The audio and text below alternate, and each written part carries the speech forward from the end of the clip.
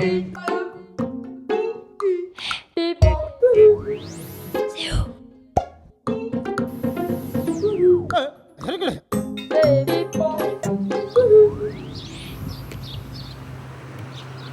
lundi 1er novembre, au cimetière du Père Lafosse de Saint-Louis, l'heure est à la mémoire et à la prière.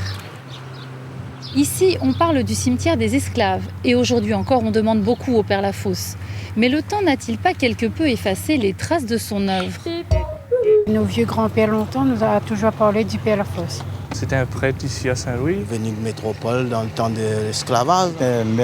Maire de la commune de Saint-Louis. Protège tous les esclaves. C'est pour ça qu'il a été démissionné de son poste, je crois. Beaucoup de monde. Il est quoi gravé dans la mémoire, beaucoup de monde.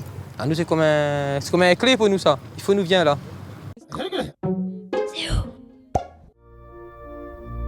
Jean Lafosse est né à Paris en 1745. Après des études chez les lazaristes, il est ordonné prêtre. En 1775, on l'envoie à Bourbon dans la paroisse de Saint-Louis. Depuis son église de Saint-Étienne, le Père Lafosse nourrit des convictions abolitionnistes qui vont trouver leur écho à la Révolution. Il devient dès lors un sans-culotte enthousiaste, partisan des amis de l'égalité et de la liberté. Orateur convaincant, il devient le premier maire de Saint-Louis en août 1790. Et aux élections pour l'Assemblée locale, il décroche un siège de député. Adoré et respecté par le peuple et les 60 esclaves qu'il dorlote dans sa cure, le Père Lafosse est au contraire détesté par les propriétaires terriens.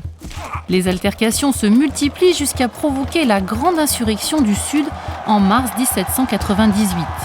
Durant un mois, Lafosse, Belleville et leurs hommes tiennent tête. Ils finiront par déposer les armes.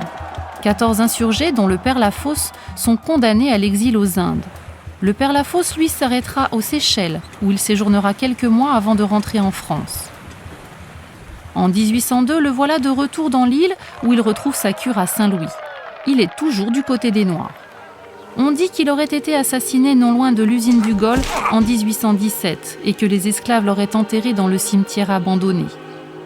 Par la suite, un pèlerinage sur sa tombe est spontanément devenu une manifestation populaire.